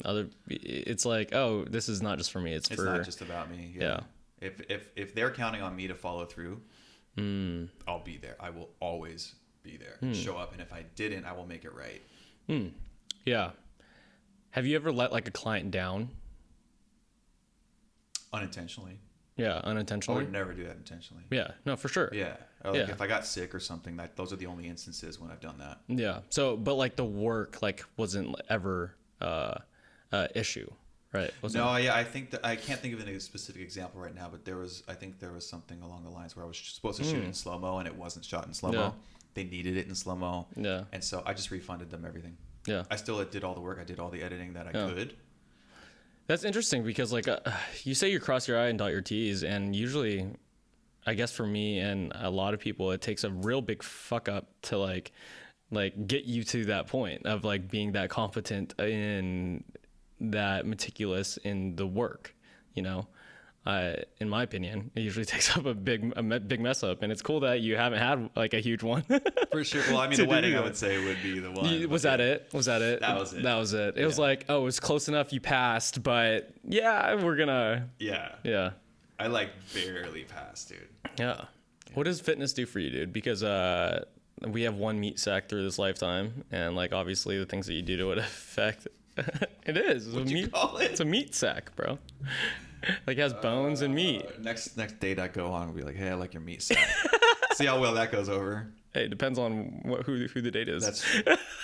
There's some pretty cool women out there. Shouts out. Shouts out to all you. Shouts out all the cool women out there. That would be okay with that comment. For the 1%ers out there. Maybe less than that. Hey, that's how I'm after, man. Yeah. Dating's hard for me. Yeah. Why do you think dating's hard for you? I'm really particular and picky, and I don't want to be though. But I feel like because I'm so driven and motivated, I want someone who's also that way in her own right. I don't like codependency, but I love like. But you just define it. Cuddling and just kind of being close emotionally with that person. But I don't want anyone to like rely on me for something.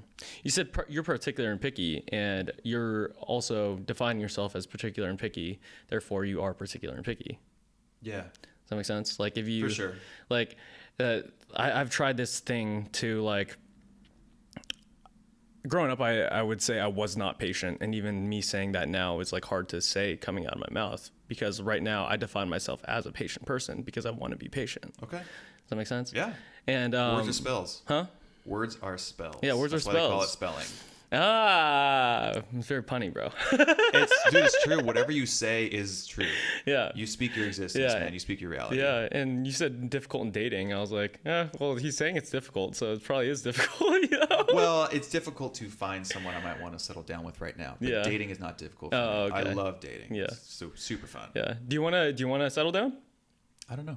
Yeah. Sure, maybe. If it's right. Yeah. But I'm not going in with that intention right now because then, I don't know. For me, Yeah. I feel like then I'm just going to find someone that fits what I'm looking for rather Right. than it being that natural unfolding of like, oh, this is right. Let's do this. Sure.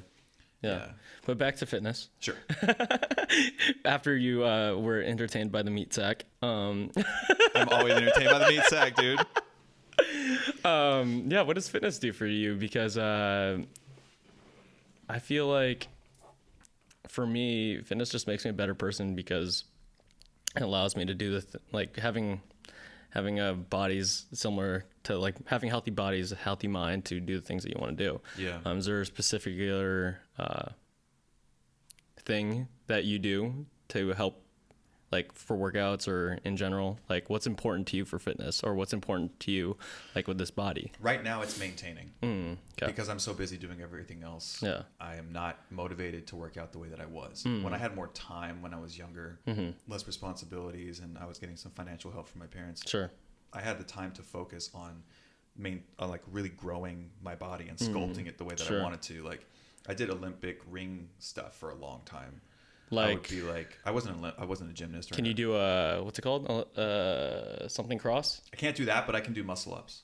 Oh, on the rings? Yeah. Those are impressive. Yeah, I could do that. I could do regular muscle I had to ups. train to get that Yeah. level, but that was the most fit I'd ever been in my whole life. False grips are hard. Yeah. You got to build up the calluses for that.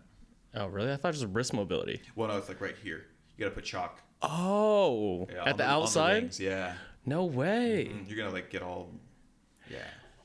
All right. It's interesting. I've tried it and I fucked up so many times. We have to have the right If you don't know what we're circumference of talking the about, rings, guys, too. there's like Olympic rings that are basically just like a 6-inch ring. You see like gymnasts do them, but they are out there at like Muscle Beach and like Santa Monica. And Cody, a muscle up is basically you could pull up and get your body above the ring height. From a dead hang. From so a your dead arms are hang. straight. Yeah, And no using- jumping, not from the ground. Right. Yeah.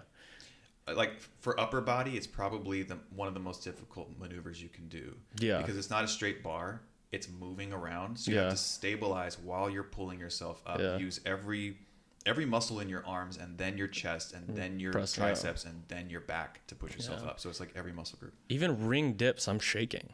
Oh, yeah. Yeah. Like you're knocking out like 15 of those. You're just like, Oh, yeah. You Well, I know? mean, the more you do them, the better you'll Yeah. get. But yeah. So anyway, that was my motivation back then, was just to be the strongest I could be with and that. now it's like maintaining. And now I'm just maintaining because I have that body dysmorphia that if I shrink in the shirts that I used to love to wear, Sure. I'm like, oh, damn it, like Yeah. I gotta work out again, you know. Uh-huh. And also just I want to be attractive physically Yeah. to the people I go on dates with Sure. too, so that's part of it. Does it do anything for you like mentally or for your work? Or? Yeah, like when I'm done, I mean, the endorphins definitely clear my mind. Mm-hmm. Go to the gym. Sometimes I'm really frustrated that I didn't do what I wanted to do that day or whatever, and I hit a hard workout. And Yeah. I'm better. But it's hard to get me there. Yeah. I have to force myself. I'm going to force myself after this podcast. Yeah. I don't want to. Yeah. I want to go and edit more clips for my product and stuff Sure. that, you know. So Oh, you want to talk about that? we can. Yeah. Yeah. What is it? So it's a little 2-ounce medicinal shot. Yeah, it sounds similar to like the bitters bottle because I have a 2-ounce bitters bottle, guys, and it's one whole shot for the 2-ounce, so that Yeah. you're drinking it, and it's Yeah. called Mud something. No. So That's that's this stuff. Okay, what's your product called? Mooch. Mooch. Mooch. And what is it? What does it do?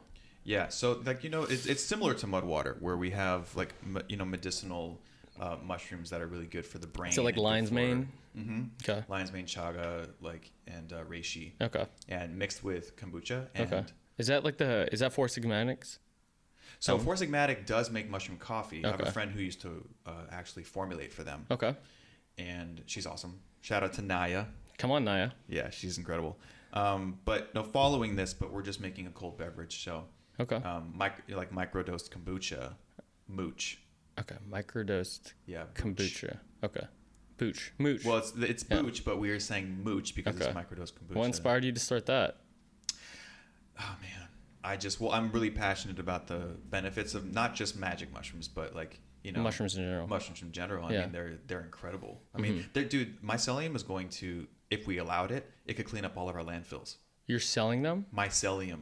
Oh, mycelium. Mycelium is what is the actual fungus that mushrooms grow from. Okay. It's the network under the ground, and it literally can break down and turn plastic into biodegradable like soil again. Really? Yes, but the humans are not doing this because why wouldn't they do it? The process is taking longer. It takes a long time. Okay. And to be honest, I don't even really have the answer of why we're not doing it. It doesn't make any sense. There's so many different types of mushrooms that can clean this planet, dude. That's what they do. Mushrooms make more soil, mycelium in the forest. When the trees eat up all the nutrients, mushrooms grow. They drop the spores onto the soil. Yeah. Mycelium grows, and it literally does chemical conversions that make new nutrients in the soil. Yeah. And dude. How do you learn about all these things?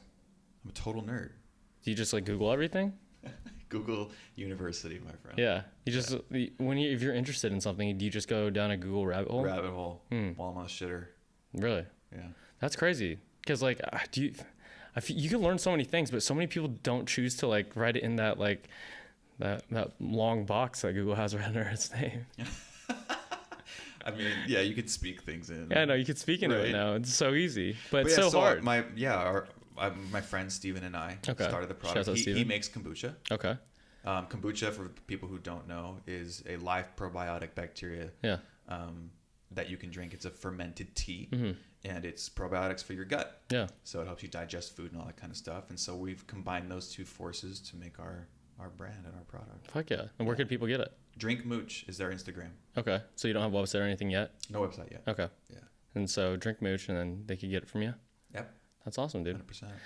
So you're doing all these things, and is there any next? I know you don't like talking about the future. You're trying to stay present. We can. Dude. It's all good. But it's very admirable because for someone who has a very similar blueprint of their life, I'm just curious to see how do you plan for next steps, or what do you have goals? Are you a goal oriented person for these businesses or these skills that you have? Because some people aren't, some people are, and I'm just curious about it. Yeah. So one thing that we haven't gotten to, which is actually the last thing that I had on my list, we've covered everything. Nice. Come on. Yeah, dude, good job. Thanks, man. I didn't even have to open up the phone to look at Easy it. Easy peasy. Is Reiki. Which is energy healing. And so the path that I'm on now... Is that the sound healing that you're talking about? No, so sound healing is a different thing. Okay. Reiki is energy healing using your hands. Because we have a lot of energy in our bodies, right? Is it similar to massage? Yeah, but you don't... Sometimes you're not even touching the person. You're this far from them, and you're literally just pulling and moving energy throughout the body. But you can get certified to be a Reiki practitioner. Okay. And so I'm in the process of doing that too. Shouts out. Yep. And so that combined with sound healing is something I'm very passionate about. I'm going to start hosting some sound baths at my complex. Let me know, dude. I'm in. You've ever been to it? No. Dude, they're awesome. I see a lot. Okay, so I follow weird stuff on Instagram. I follow a couple sound healing things and whatever. I don't it sounds so woo woo to me, but it's so interesting. It's compelling. Right. You don't know what you don't know, right? No, and you know what? And people are gonna poke fun, and and that's just because they don't understand. Yeah. And people don't like something that they don't understand most of the time. And I compare it to sports a lot. A lot of people don't like watching sports because you don't understand what's going on. That's exactly it. It's very similar to what you're talking about right now. That's why new music and genres are so hard to break in, because people if someone were to come out with something that was just banging around, no tone or whatever, most people wouldn't like it because they don't really understand it. But if that was something that was played on the radio a lot and they trickled it in, people would start to like it, dude. Sure. So I don't remember why we were talking about that. We're talking about next steps, and you were you're excited for this, but I guess my intention for that question was to see is there any goals for the businesses that you just started or anything like that, or are you just seeing where life takes you? And I'm seeing where life takes me, because I have also learned that the more I try to plan for it, the more I'll be disappointed. So yeah, I guess for the sound stuff though, like, and this Reiki healing, like, why are you so passionate about it? Or like, what have you seen it do to other people that is making you so passionate about it? I've experienced it. I also for yourself, like, what have you experienced? Yeah. The power, dude, and this is like all psychedelics aside, I'm just talking like just people to people. Like if we tap into the way that we feel in our senses and our intuition more, we can help ourselves and we can help others. Like Therefore, the world becomes better. Well, it does though, but yes, it does. I know it's such a. I know that sentence sounded so like, let's heal the world. But it's true though. It's like you are trying to heal the world. So, I mean, like the world is sometimes is very. Well, yeah. We blind ourselves in a lot of ways. We blind ourselves with our phones, and we also blind ourselves. This is going to be kind of a tangent, but I'll bring it back. With cologne and perfume and scented candles and shit. Now, like, here's where I'm going with that. Yeah. What is BO to you? What is BO to me? Body odor. Yeah, no. What is it to me? It's a scent.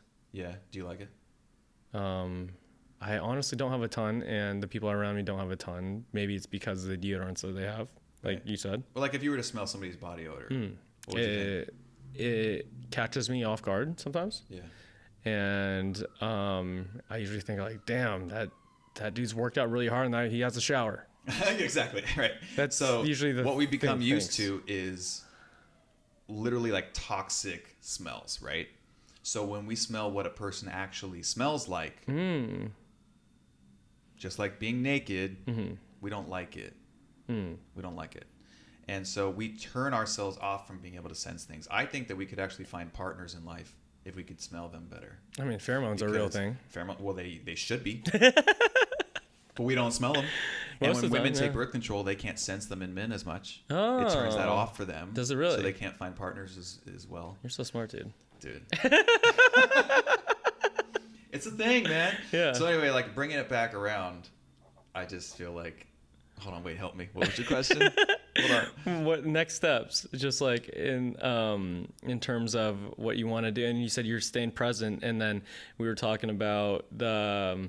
I don't know how we got on senses. I know I was gonna bring it back though. There was a reason I said all that. That was a tangent that you said you were gonna come back to. Yeah, I know. I'm well aware I said I would do that. You just asked like, why do I not like body odor? That was a tangent question. Damn. Think about it. Wish I could go back and listen to the thing. No, I mean, next steps. You're talking about just staying present. Reiki, energy healing. Yeah. We were on that path. And then you said, oh, why do you want to do that? And I said, because I've experienced it myself. And then I said that there's that connection between people. And you just said you want to make the world like a better place because of that. And then okay, here's the thing. I'll bring it back. It's because I resonate with whatever can ground us as a society right now. Oh, that's why you're so passionate about it. That's why I'm so passionate about it, and that's why I'm interested in things like perfumes and deodorants and body oil. Anything that is stopping us from getting more connected with who we really are as a species. Ooh, can I tell you what I've been doing that's making us more connected as a species, with Earth? Yeah. I started going on, so I rent out this gym space down the street, right? Yeah. And the guy who owns it, I had him on the podcast a little ago. He's like he's from, I forgot where, I think, I don't know, Minnesota area. Okay. Big 6'2" guy, like redhead mane hair, total hippie, smokes all the time, but runs a business very well. But I started doing like barefoot runs with him in the mountains, like miles, like 8 miles. And the first time I did it, like I'm talking like no shoes, no socks. Yeah, shin splints like crazy, huh? Right? No. Oh. No. I mean, my feet were just hurting because like your feet are just used to wearing shoes all the time, right? And like a lot of people have feet problems and stuff like that because they never touch the ground. Oh, don't even get me started, man. You know? And it's similar to like what you're saying. Like we are putting perfume, quote unquote, on our feet. Like it's a cushion to like what the world really is. Yeah. And like this perfume that you're talking, I don't wear cologne anymore. Like I sometimes do like at a wedding or like whatever, but I haven't for a very long time.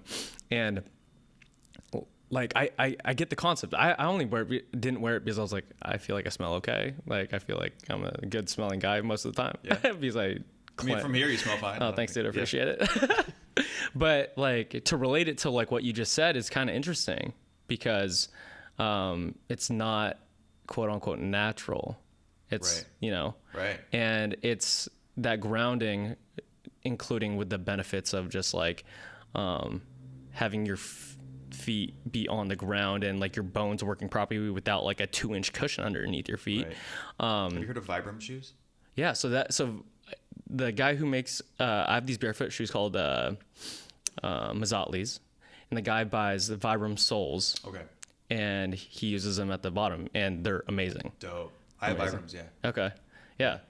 Small world, dude. That's crazy. Dude, I know. It's crazy. We're supposed to grip the floor. And yes. We're like fusing our toes. I swear evolution is just going to have us have webs for feet eventually. Hopefully. Because they're not. No, stop it. No. It's the worst possible thing. I'm kidding. I've seen some friends have web is a whole feet. Thing. Huh? Grounding and earthing yourself. I sleep on a grounding mat. Yeah. Like at home? Yeah. Like you don't have a bed? What those are? I was about to be so entertained right now, bro. You're like, wait a second, this guy's a total hippie. No, I have a very comfortable California king bed. Okay, there we go. Don't get me wrong. Comfort's a huge thing, but California king. Why the California king? Because like the king is like wide this way. The California king is wide like for tall people, like extremely tall people. Mm-hmm. So like not extreme. No, dude, it's not that much bigger. No, because the California king is the same size as a king this way. But no, it's shorter width and longer. Dude, I always forget which one it is, but you do make a compromise in one direction. Oh, really? With Cal King, yeah. Okay. Yeah, I forgot what it is though. Yeah, and you can't find sheets for it, bro. Really matter. No, I mean, yeah, it's a bitch to put fitted sheets on that bed. I just moved from a full size bed to a king size bed, bro. I feel like a king, like literally. You should, man. Feels amazing. Yeah, rolling around. Around, dude. It's freaking awesome. It's a dream. But like under the fitted sheet is an entire grounding mat infused with copper, and it plugs into the outlet. So for people who don't know, what does it do? So earthing yourself is really important, like to touch the earth, like you're talking about. Yeah. Because there's EMF frequencies that are all over the place, and we're storing them in our cells, and we don't ever get rid of them because we don't touch the earth. So just like lightning is energy that needs somewhere to go. Yeah. It needs to release, and it goes straight into the ground. Yeah. We're supposed to do that too, but we wear shoes with rubber, and we're walking on concrete, and we sleep. We never actually, and we don't ever touch the ground. We're floating above planet Earth. Yeah. Most of the time. Most of the time. That's not how we're meant to be. Yeah. So we need to touch the ground. Why do you think it feels so good to touch sand and to touch grass and to touch? Because your body is literally freeing up all of these electrons and like letting them into the ground and like releasing that inflammation in your cells. Nice. It takes about 20 minutes, and you can just like free. If you ever want to go on a barefoot run, let me know. 100%, dude, I'm down. All right, dude. I think that was solid. Do you want to tell everyone where they could find Mr. Cody J at? For sure, man. Well, so Instagram is Cody Jay Music. That's CODYJAY. Yeah. Cody J Creative is my photography page. Yeah. Jackfruit Media is my LLC. Okay. So that's jackfruit.media. Yeah. And Drink Mooch is my product. Sweet. Is there any like final words of wisdom you want to tell the world? Yeah, just listen to your intuition. Try to find the things that make you happy. Be kind and nice to others. And let's make the world a better place. Everybody, Cody J. Peace. Thanks for coming, bro. Thanks for having me, man. All right. Bye. Bye.